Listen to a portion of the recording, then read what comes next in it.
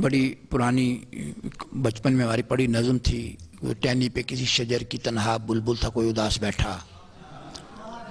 तो ये बुलबुल और जुगनू का मकालमा है नए तनाजर में कि जुगनू बोला लोफर पंछी